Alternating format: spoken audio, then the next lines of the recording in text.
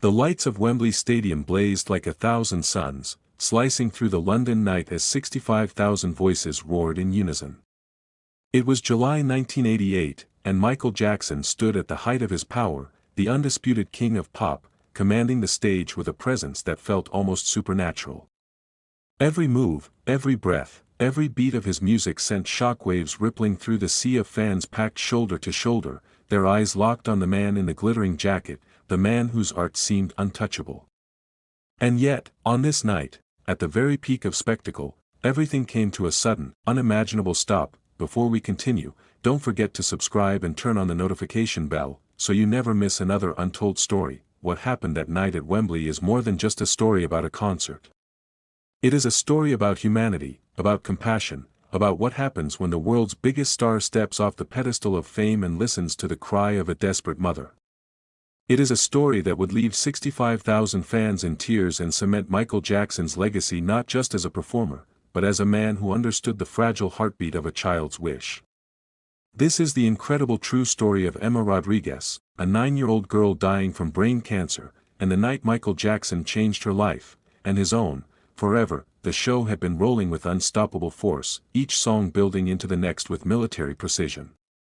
"Wanna Be Startin' Somethin' had whipped the crowd into a frenzy, Human Nature had left them swaying under the starlight, and the anticipation for what would come next hung heavy in the air. Michael was at his physical peak, gliding across the stage with moves that seemed to defy gravity itself. And then, just as the music thundered, something cut through the noise. A scream, not the kind that came from adoration, but the kind that carried desperation, urgency, feared out a woman's voice, ragged and breaking, rose from the darkness of the audience. "Please. Please, Michael. My daughter is dying." At first it was lost beneath the avalanche of sound, swallowed by the collective scream of the crowd. But Michael heard it. Somehow, amidst the chaos, he felt it slice through, sharp as a blade. His eyes scanned the masses, his body froze, and for the first time that night, the unstoppable momentum of Wembley faltered. The band kept playing, but Michael lifted his hand, signaling them to stop. The music fell silent, echoing out into the night until all that remained was the confused murmur of tens of thousands. Fans looked at one another, unsure of what was happening. Michael, breathing heavily under the weight of his performance, walked slowly toward the edge of the stage, his eyes searching. And then he saw her, a woman in the front section, tears streaming down her face, holding a frail, pale child in her arms. Emma Rodriguez was 9 years old, but disease had stolen the color from her cheeks and the strength from her body. A tumor pressed against her brain, and doctors had told her mother that she had only weeks left to live. Yet Emma had one final wish, one dream that kept her alive through the pain and exhaustion of endless hospital rooms: to dance with Michael Jackson. She had begged her mother to take her to Wembley, not knowing if she would even survive the night. And now, in this vast ocean of humanity, the king of pop had heard her call. Michael's face changed. Those who were close enough would later say his expression softened from the steel mask of performance into something deeply human, almost paternal. Without a word, he reached his hand toward the mother, gesturing for her to bring Emma forward. The crowd gasped as security hesitated, unsure whether to allow such a break in protocol. But Michael's eyes burned with insistence. "Let her through," he said into the microphone, his voice echoing over the hushed stadium. "Bring her to me." It was a moment that defied everything: the schedule, the security, the carefully orchestrated machine of a world tour. In an instant, the spectacle gave way to silence, and all eyes followed as the frail child was carried through the crowd, lifted gently by security guards, and handed up onto the stage. Michael bent down, scooping her into his arms as if she were made of glass. The stadium erupted, not in screams of excitement, but in sobs, in applause that sounded less like adoration and more like gratitude for witnessing something so real. Holding Emma close, Michael whispered something only she could hear. Her tiny arms, weak and trembling, wrapped around his neck. And then, with a soft nod to his band, Michael signaled for the music to begin again, not with the thunder of "Beat It" or the electricity of "Smooth Criminal," but with the gentle opening notes of "Heal the World." The song had not even been released yet, it was still a work in progress in Michael's mind. But on this night, in this moment, he chose it.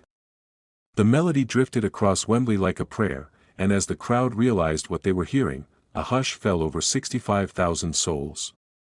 Michael lowered Emma to the stage, holding her hands, and began to sway gently. Her body was frail, her movements clumsy, but she smiled, a radiant, fragile smile that seemed to light up the entire stadium. The king of pop and a dying child danced together under the blinding spotlights of Wembley, and the world seemed to stop. Fans wept openly, strangers embraced, and even hardened security guards wiped their eyes. For Emma, time no longer mattered. She was not sick, not dying, not confined by her body. She was simply a little girl dancing with her hero, her dream alive in the glow of the moment, and Michael. Michael was no longer just a performer. He was a vessel, carrying the weight of her wish, lifting her above the pain, if only for a few minutes. Later, those who were there would describe it as the most human moment they had ever seen from the king of pop, a reminder that behind the spectacle, the gloves, the moonwalk, was a man who listened, who cared, who would stop the world for a child's smile. The music carried them, a lullaby written not on paper but in the shared heartbeat of 65,000 souls. Emma's mother stood in the front row, her hands pressed to her mouth, tears streaming down her face as she watched her daughter's dream unfold in front of her. For months, she had begged doctors, bargained with hope, prayed to the heavens that her little girl might find some light in the shadow of her illness. And now, that prayer was answered not in a hospital bed, but on the grandest stage in the world, beneath the glow of the Wembley spotlights, in the arms of Michael Jackson. As the final notes of "Heal the World" faded, the crowd erupted into applause that seemed to shake the foundations of the stadium. It was not the usual frenzy of a pop concert. It was something deeper, something raw. People cried openly, strangers hugged one another, and for a brief, unexplainable moment, 65,000 fans became a family, united by the fragile figure of a little girl and the man who stopped everything for her.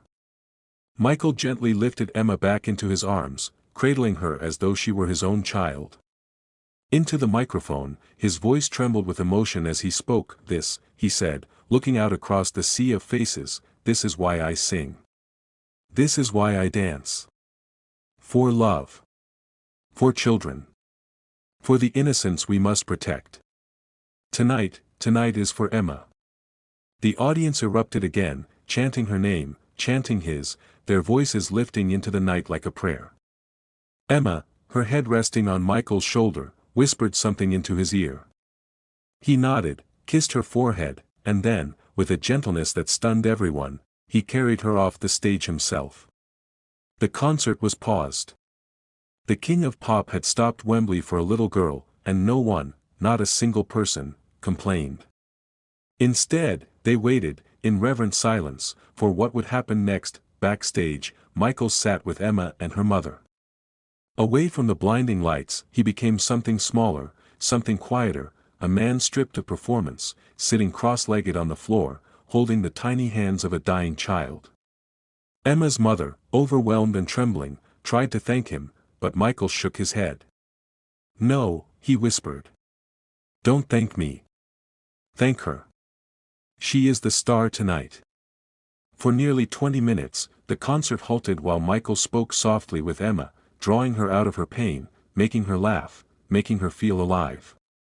His team, nervous and restless about the schedule, looked on helplessly, but no one dared interrupt. They understood that history was being written, not in the set list, not in the choreography, but in this quiet, intimate exchange between an idol and a little girl who had almost nothing left but a dream. When Michael finally returned to the stage, the crowd erupted with relief and joy, but something had changed. The performance that followed was unlike any other. His voice trembled with emotion, his movements carried a weight that seemed almost spiritual. Songs like "Man in the Mirror" and "I Just Can't Stop Loving You" struck deeper that night, because the audience had witnessed the man behind the myth.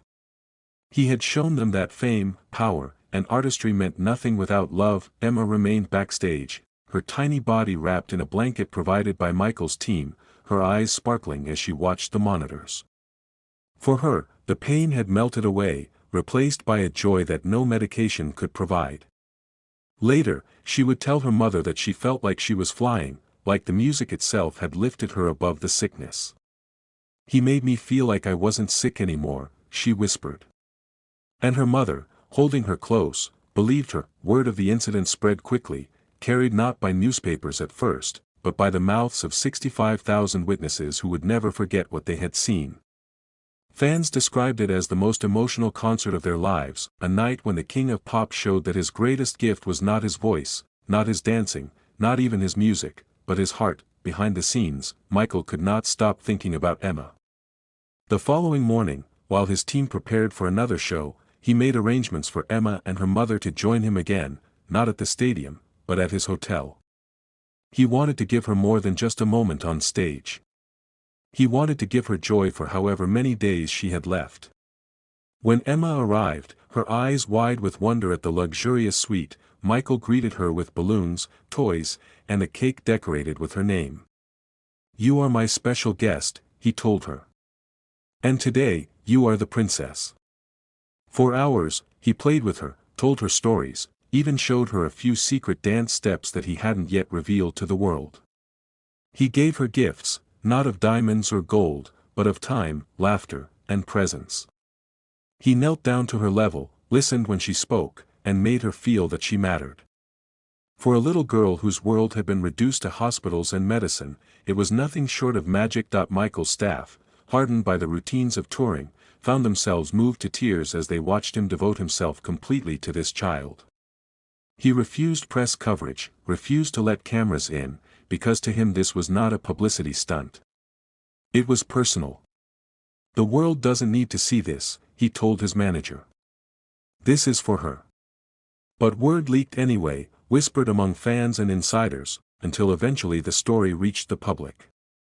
Some dismissed it as rumor, some believed it was too good to be true, but those who had been at Wembley knew. They had seen it with their own eyes. Emma's health continued to decline in the weeks that followed, but something had changed. She carried with her the memory of dancing on stage with Michael Jackson, the memory of being held, being seen, being loved by her hero. Her mother later said that Emma's final days were filled with laughter, that she spoke often of Michael, that she told everyone she had been a star at Wembley. And when she finally passed, she did so with a smile on her face, clutching a sequined glove Michael had given her as a parting gift. For Michael, the memory of Emma never left. Friends and collaborators would later say that he spoke of her often, that she was one of the reasons he poured his soul into songs like "Heal the World" and "Gone Too Soon." She had reminded him of his mission, his calling, to use his music not just to entertain, but to heal, to inspire, to lift the broken. "Children," he once said in an interview, "are the reason I live. They teach me what love really is." Emma had embodied that truth, and in her short life, she had touched his heart forever, and so, the Wembley concert of 1988 became more than just another date on the Bad World Tour. It became a legend, whispered among fans, shared in hushed tones by those who had been there. It was the night the spectacle stopped, the night fame bowed to compassion, the night Michael Jackson proved that even the biggest stage in the world was small compared to the power of a child's dream. In the weeks after Wembley, something subtle shifted in Michael Jackson. To the public, he was still the untouchable superstar, still breaking records, still moonwalking across stages that trembled beneath the weight of history. But those close to him noticed the change. He was quieter at times, more reflective, more insistent about the causes he championed. It was as though Emma Rodriguez, the little girl who had danced with him for a fleeting moment, had planted something in his heart that could never be uprooted. On the surface, his career marched forward at a relentless pace. The Bad World Tour went on to shatter attendance records and grow staggering sums.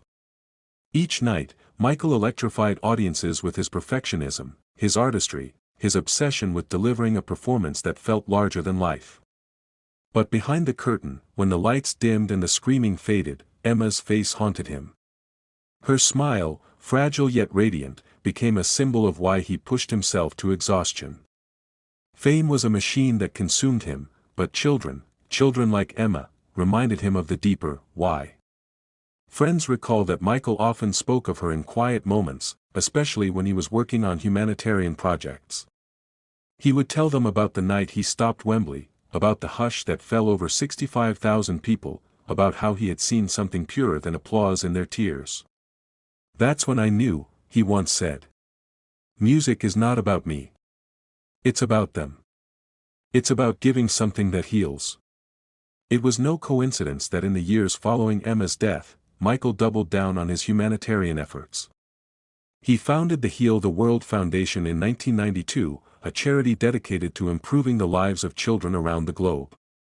To many, it seemed like a natural extension of his artistry, but those who knew the truth understood that it was also a tribute, an unspoken promise to Emma, and to every child like her, that he would use his platform for something bigger than entertainment. Songs that Michael would later write took on a deeper resonance when filtered through the memory of that Wembley night. Heal the World was not just a pop anthem, it was a prayer born in the arms of a dying girl. Gone Too Soon, the heartbreaking ballad he would later dedicate to Ryan White, seemed to echo with Emma's presence as well. And Childhood, perhaps his most personal song, reflected the ache he carried for children who never had the chance to live out their innocence. But the most extraordinary thing about the Wembley story is not just what happened on that stage, it is how it spread, how it lived on in the whispers of those who were there, and how it grew into legend. The event was never broadcast, never officially documented in glossy headlines or televised specials. It survived because 65,000 people carried it in their hearts. They told their children, who told theirs. They wrote about it in fan letters, recounted it in interviews, posted about it in the earliest days of fan forums. For decades, it persisted, a story so improbable that some doubted it, but those who had been there never forgot. Emma's mother, too, became a quiet custodian of the memory. In interviews years later, she described Michael not as a superstar, but as a man of rare kindness. "He made her forget she was sick," she said, her voice trembling with gratitude. For those few minutes, she was just a little girl dancing with her hero. "That's a gift no doctor could give." She admitted that in Emma's final days, the story of Wembley became her medicine. She would replay it in her mind, reliving the warmth of Michael's embrace, the cheers of the crowd, the magic of the dance. It gave her peace. It gave her joy. For Michael, Wembley 1988 was one night among thousands of performances, yet it became one of the most defining. His perfectionism often left him unsatisfied with shows, always searching for flaws in his voice, his movement, his timing. But Wembley was different. He didn't speak of the technicalities. He spoke of Emma. He carried her memory with him, tucked away like a secret flame that fueled his compassion, and in truth, this was always who Michael was, though the world often misunderstood. The tabloids painted him as strange, eccentric, unreachable.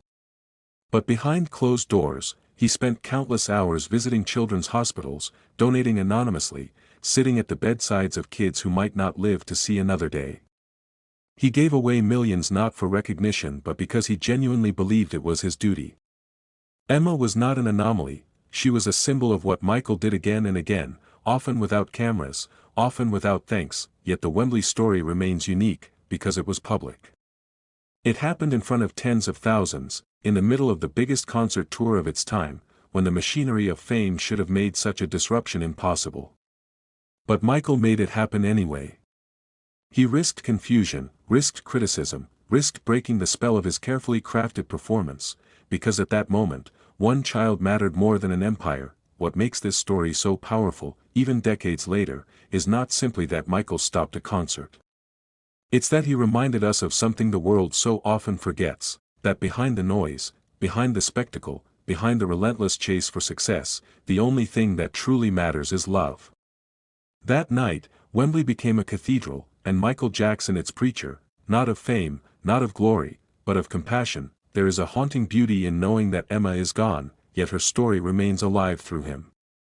She did not live to see her teenage years, did not get to grow into adulthood, but in her brief 9 years she touched the life of the most famous man on earth, and through him, she touched millions more. Every time "Heal the World" is sung, every time fans gather and speak of his kindness, Emma's spirit lingers. In a way, she became eternal. In the years since Michael's own passing in 2009, the Wembley moment has resurfaced with new weight. Fans revisit it not just as a story of what he did for Emma, but as a story of who he truly was. In a world quick to judge, quick to sensationalize, this memory stands as a quiet rebuke to the cynics. Here was a man at the pinnacle of fame, and yet he stopped it all, not for profit, not for show, but for the smile of a dying child. That is not the act of a caricature. That is the act of a human being filled with compassion. So when we remember Michael Jackson, we remember not only the moonwalk, the sequined glove, the groundbreaking music videos. We remember the man who listened to a mother's desperate plea, who carried a fragile girl into the spotlight, who made the world cry not with his art but with his heart. We remember the night when the biggest star in the universe proved that true greatness lies not in shining for yourself, but in lighting the path for someone else, and maybe that is the legacy Michael would want us to carry. Not the scandals, not the endless debates, not even the records he broke, but the simple, undeniable truth that love is the only thing that matters.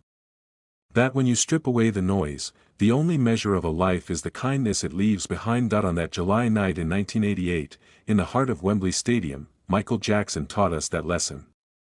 He showed us that a concert could become a prayer, that a superstar could become a servant, that a dying child could remind us all what it means to be alive. So the next time you hear, "Heal the World," or watch him glide across the stage, remember Emma. Remember Wembley. Remember that behind every spotlight is a shadow, and behind every legend is a human being capable of extraordinary love, because that night, when the music stopped and the world held its breath, Michael Jackson gave us more than a performance. He gave us a miracle. Before you go, don't forget to subscribe, like, and share this story, so more people can remember not just the king of pop, but the man who stopped the world for a child's dream.